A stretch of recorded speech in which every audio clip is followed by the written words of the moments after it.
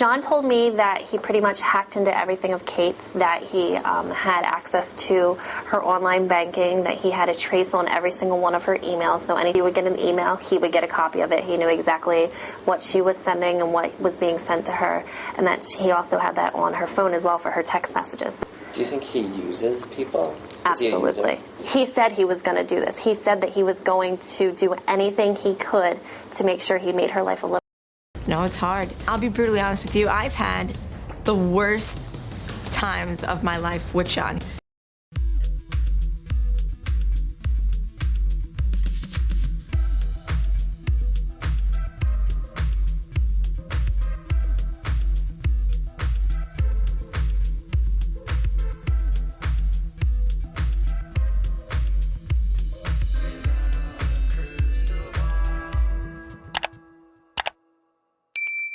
Hey everyone, it's Katie from Without a Crystal Ball. Welcome back to my channel. It's Tuesday, July 18th, 2023, and I hope you're having a wonderful day.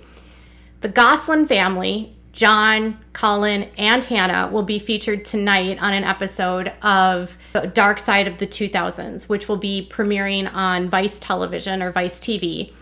I have it recorded. If you're wondering where you can find it, it's a cable network. You'll have to check your local listings. It's available on Hulu if you're a Hulu subscriber. So this episode is supposed to be in the discussions of what happened to Collin for the years that he was put away, for the years that he was not on the show. Where did he go? Why did he go there? Why did Kate send him there? There is going to be Hannah Gosselin sort of corroborating a lot of these statements from her brother about the different way that he was treated as a child compared to his siblings. John is going to share his side of the story. No one doesn't even know what paparazzi is. Now I have 40 dudes following me around. Everywhere I go. It was an opportunistic time for anyone to make money.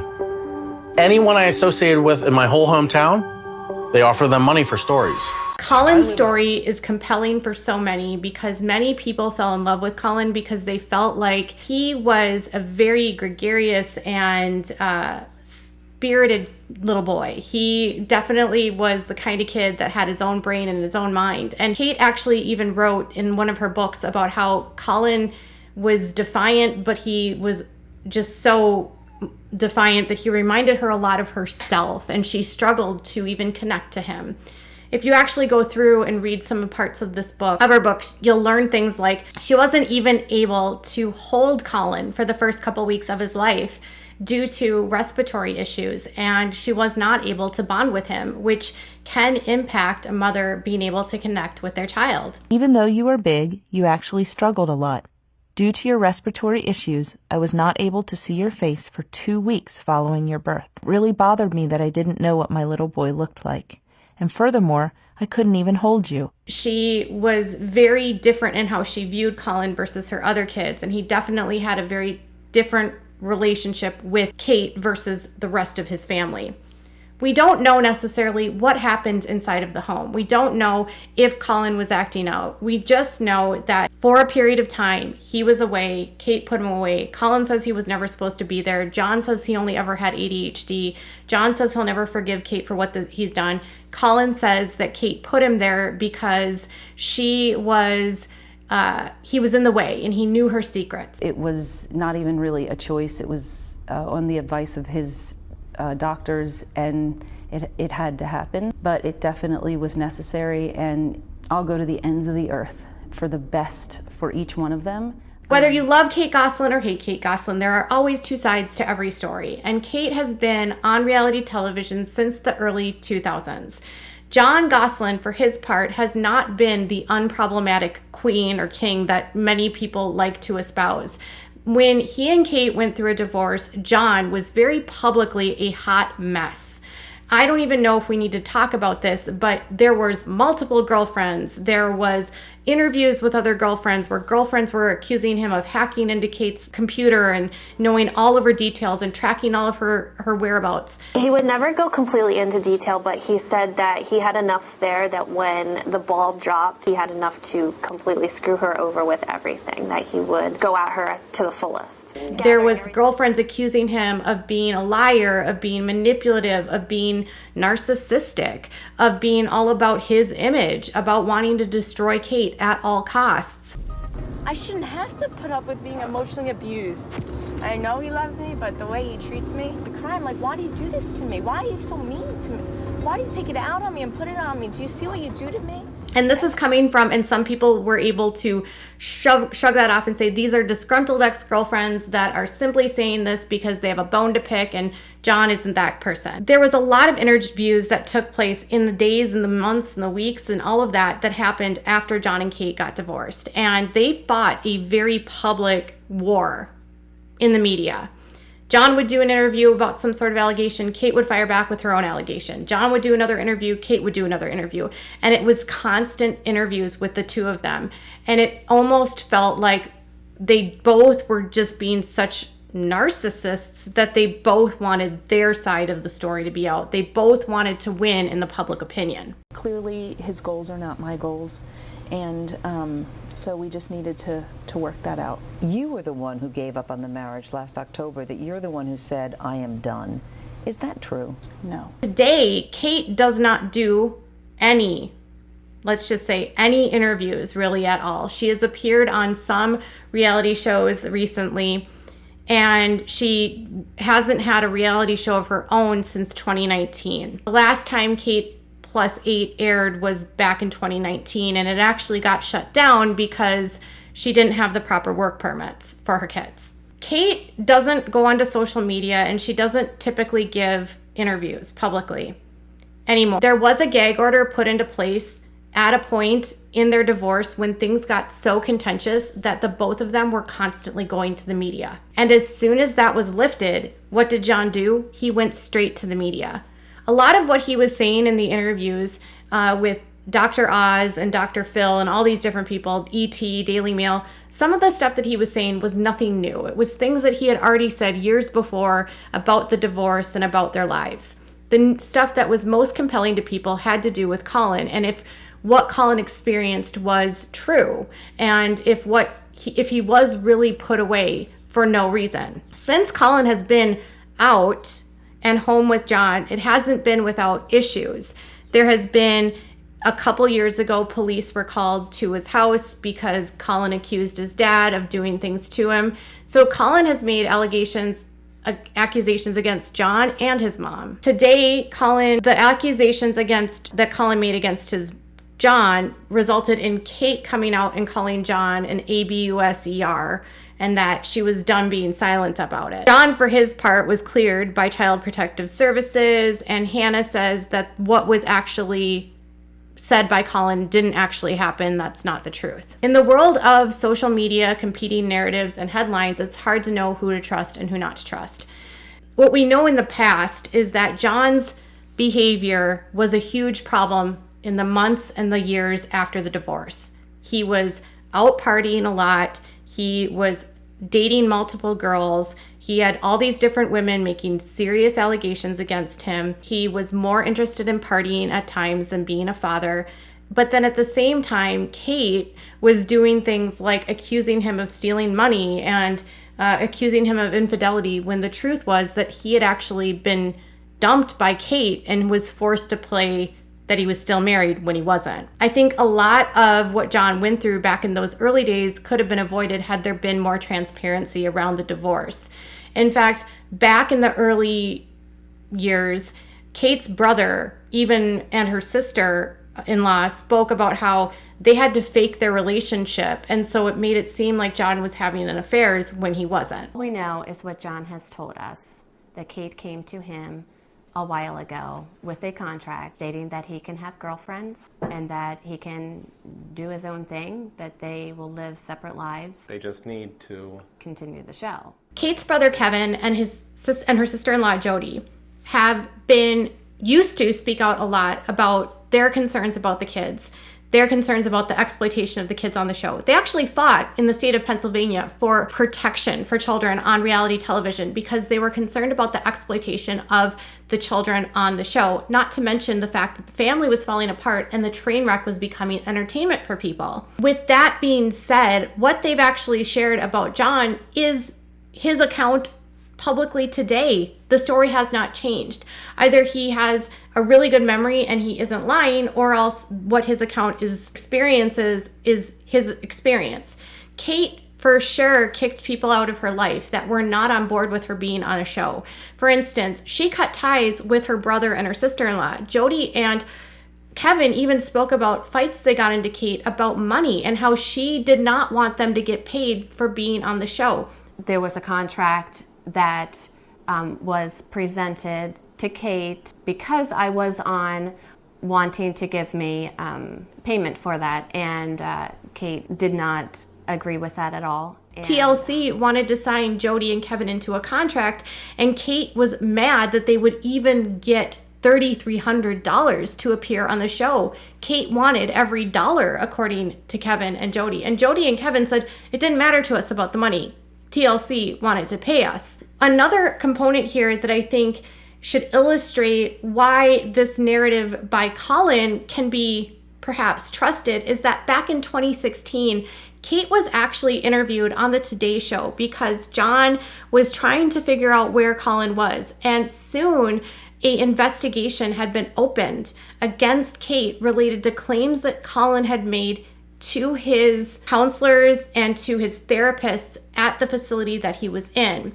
This investigation was leaked to the tabloids back in 2016, where it claimed that she was under investigation for child abuse. It said that it was all about how Kate's show was coming back on air, but that Collin actually had recently revealed that really bad things had happened to him. So the article says that at the facility, Collin claimed to have suffered abuse at Kate's hands. Reveals the insider, Collin said something to the staff and it was reported to Children and Youth Services. And they also said that she could face serious repercussions and that John actually was interviewed as a part of it. Even his claims of being treated differently were also a focus of this article back in 2016. It says Collin has always been treated differently than the other kids. He was forced to eat and sleep separately and had to earn time with the rest of the family. In 2012, she wrote in her book, Kate Gosselin, How She Fooled the World. Now, if you remember, this is the book that Kate claims John got access to through hacking. The book was based on her personal journal found on a computer hard drive that she threw out, according to the author. In the passages, she confesses to being too rough with her son. On January 2nd, 2007, she recounted that after Collin poured beans on the floor, she knocked down 3 chairs. I grabbed him as hard as I could, and I thought I was seriously going to injure him. She wrote about losing her temper, and she said, I really, really lost it. I pulled Collin up by the hair, and I hard, and that was months later. The insider told In Touch at the time, John often had to stand between Kate and the kids to stop her from hitting. A nanny actually spoke to In Touch at the same time of this interview and said that she witnessed Kate hit children. She said Kate hit the kids. She would either then send them to their room or send them to the room and then talk to them. They were scared. This happened a few times a week. They also said that she demanded chores to be entailed. So she always enforces her belief that chores come before homework. Sometimes the kids are wiped out because she's woken them up at 3 a.m. to clean the house, the floors of the kitchen. Kate has had them clean the kitchen coop at night and in the snow. It's freezing dark and it's just awful. She calls them stupid and degrades them, according to an insider. So people that have worked in her home have claimed that they've witnessed her hitting. On the show, she walked around with a rod. The hard drive, whether it was thrown out or John hacked it, she sued John and this author for putting the book out and then withdrew the lawsuit. The contents of this book are not necessarily debatable because she says that she was hacked. And if she was hacked, then what is in these journals are true, right? And she grew up in a very devout Christian home where it was spare the rod, spoil a child. Collin's claims of her basically wanting to get rid of him because she didn't fit his lifestyle and her ability to move forward in life and keep the show going is the same as what John told Dr. Oz, is that he didn't want to do the show anymore. And in 2008 and 2009, he said, I was tired. I was burnt out. They were in our house every single day. We never got a break. And Kate made the decision that she wanted to go on with the show. And because they had different goals, she divorced John. Because Collin didn't want to film, she got Collin sent to a facility, and then Collin accuses her of later, her parental rights with Collin are effectively terminated. She doesn't show up into court, and a protective order is taken out against her. I have to note, though, she was never criminally charged. So Collin's case has been backed up by people actually physically witnessing what happened, Kate's own words.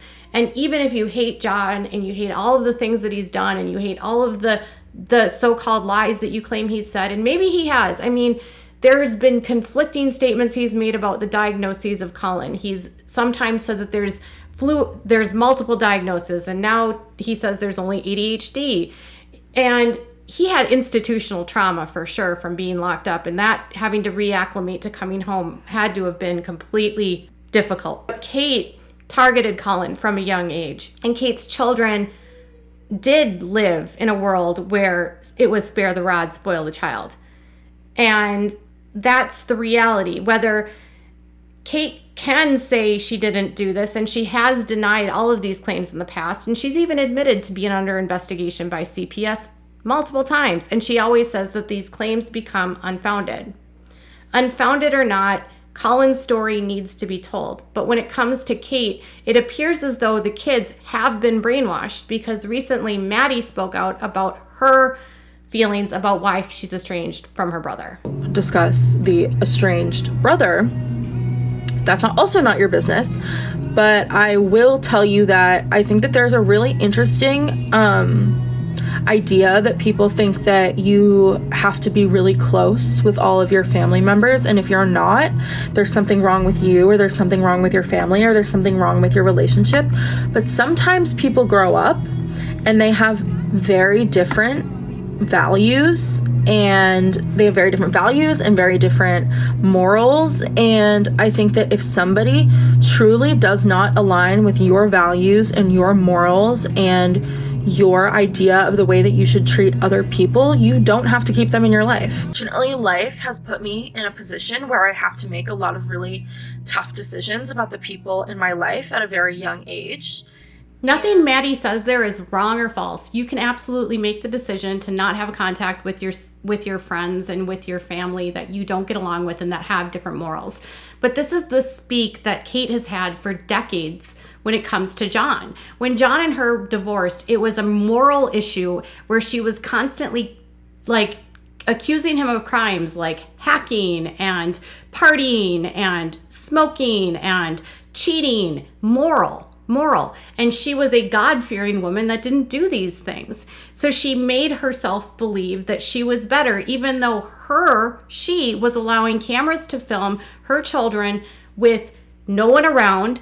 Cameras were installed in her children's houses, in the bathrooms, her children's most intimate moments being trained on with their entire bodies bare. Like, you can go watch the old episodes of this show and you will see bare children stripped down with cameras filming. Is that moral? Is it moral to allow cameras to film your children that are 2 and 3 years old? I don't think so.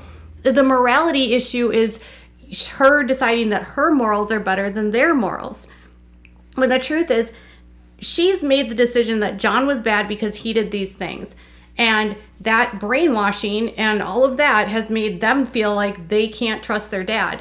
Kate has 100% used the media to slam and degrade and to go after John, even though she claims that she doesn't.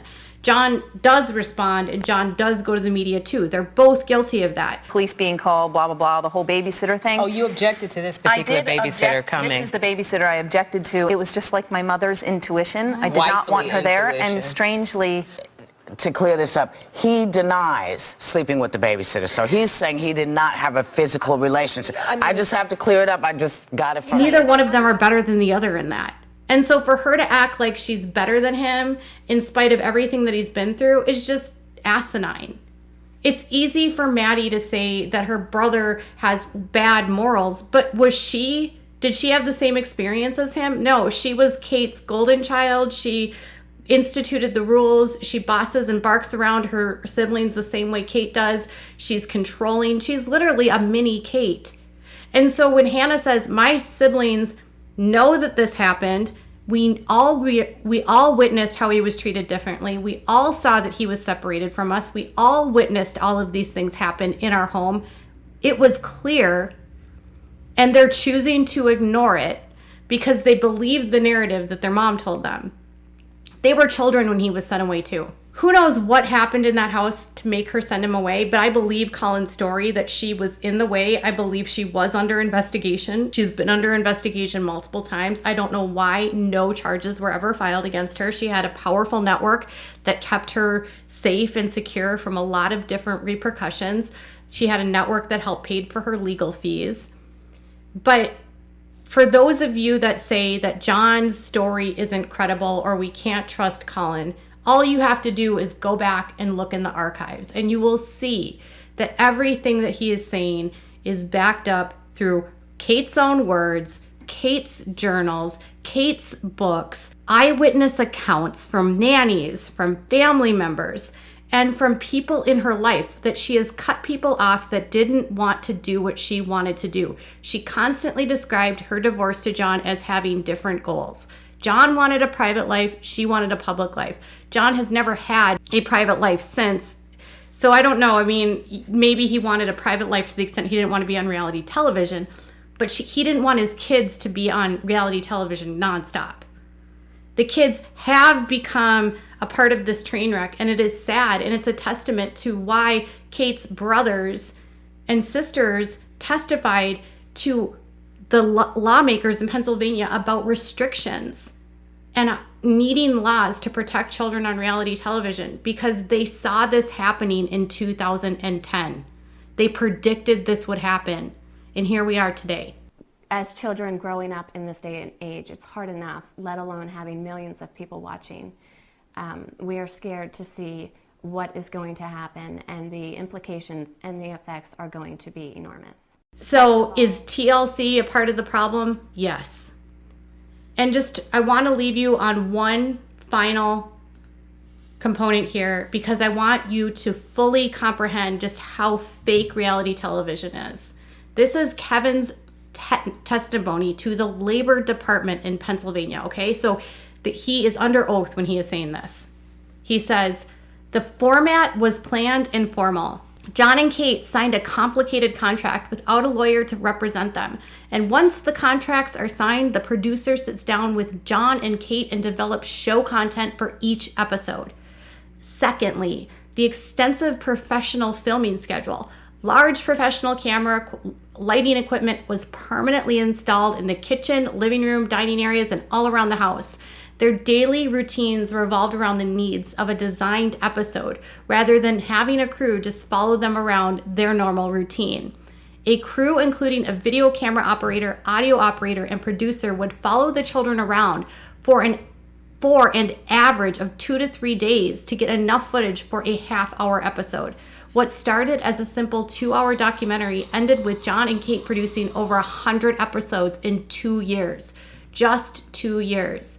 They also referenced the privacy rights for children. Video cameras were installed in the children's bedrooms. These cameras operated continuously in an effort to capture unscripted moments, positive, negative, to provide TV production companies with enough clips to fill a half-hour episodes. The children's training was filmed by camera crews in the children's bathroom, often without a parent present. These scenes were uploaded onto the internet and burned onto the season's DVDs, and the children's training videos will remain to be highly viewed on the internet. They had children left for hours with crew members. The children were often left alone with one or more production crew member without a parent presence. These areas included bathrooms, bedrooms, basements, backyards, only to name a few. In an effort to make money and to make a scripted TV show that's claiming to be reality, they installed cameras into a child's bedroom and into their bathroom. I want to ask all parents that are watching this specifically to ask yourself, is this something that you would allow in your home? Would you allow cameras to film your child in the bathroom? Would you allow cameras to be installed into your child's bedroom? Would you allow production to be unsupervised with your children?